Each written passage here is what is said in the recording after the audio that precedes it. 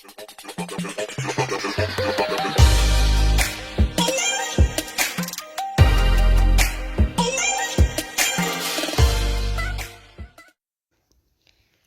அலைக்கும் வரஹ்மத்துல்லாஹி வபரகாத்துஹு.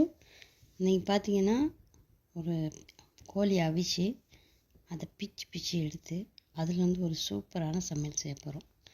அதுக்கு வெங்காயத்தை நல்லா எண்ணெயில் வதக்கிட்டு உப்பு வச்சுக்க மஞ்சள் மசாலாம் சேர்த்துக்கோங்க. இந்த சிகப்புத்தூள் வந்து பச்சைமாக்குன்னு சொல்லுவாங்க, அது நம்ம ஊரில் இருக்கா தெரியல. இந்த ரொட்டி பார்த்திங்கன்னா இந்த சமையல் செய்கிறதுக்காகவே அதை வச்சுருக்குறாங்க, சின்ன சின்னதாக வெட்டி. இந்த மாதிரி நம்ம பராட்டா ரொட்டிலையும் செய்யலாம். பாருங்கள், இந்த சாமான்லாம் ரெடி பண்ணிக்கோங்க. இந்த மாதிரி ட்ரேயில் வந்து எண்ணெய் தடவிக்கோங்க. தடவிக்கிட்டு இந்த ரொட்டியில் அந்த இறைச்ச வச்சு பாருங்கள், இப்படி தான் செய்ய போகிறோம். ஓகேவா? மடிக்கிறது எப்படின்னு நல்லா பார்த்துக்கோங்க. இது இப்படி மடித்து அப்படியே சுற்றி எடுக்க போகிறோம்.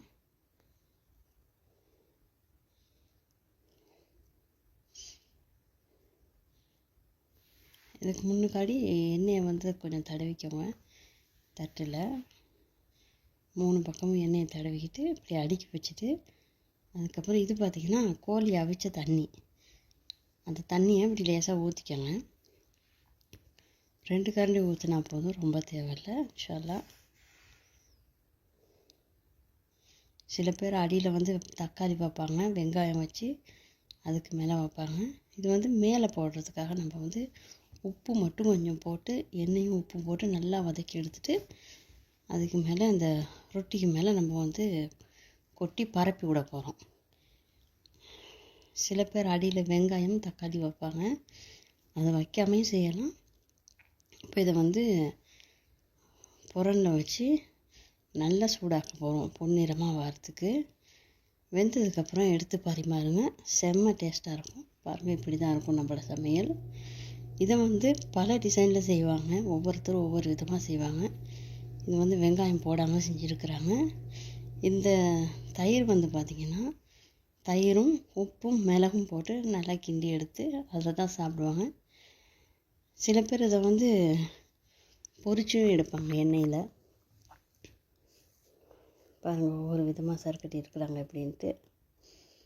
ரொம்ப டேஸ்ட்டாக இருக்கும். நீங்களும் ஒரு தடவை இதே மாதிரி செஞ்சு பாருங்கள். சாப்பிட்டுட்டு கமெண்ட் பண்ணுங்கள் எப்படி இருக்குன்னு சொல்லி. இது பார்த்திங்கன்னா எண்ணெயில் பொரிச்சு எடுத்துருக்குறாங்க, செம்ம டேஸ்ட்டாக இருக்கும். பார்த்தீங்களா?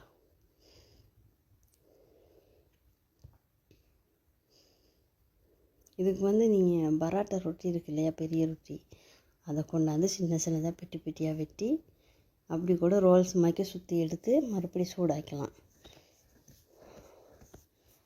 ஓகே, இன்ஷா அல்லாஹ் எல்லோரும் செஞ்சு பார்த்துட்டு சமைச்சு சாப்பிட்டுட்டு எப்படி இருக்குன்னு சொல்லுங்கள். அஸ்ஸலாமு அலைக்கும் வரஹ்மத்துல்லாஹி வபரகாத்துஹு. லைக் பண்ணுங்கள், ஷேர் பண்ணுங்கள், சப்ஸ்கிரைப் பண்ணுங்கள்.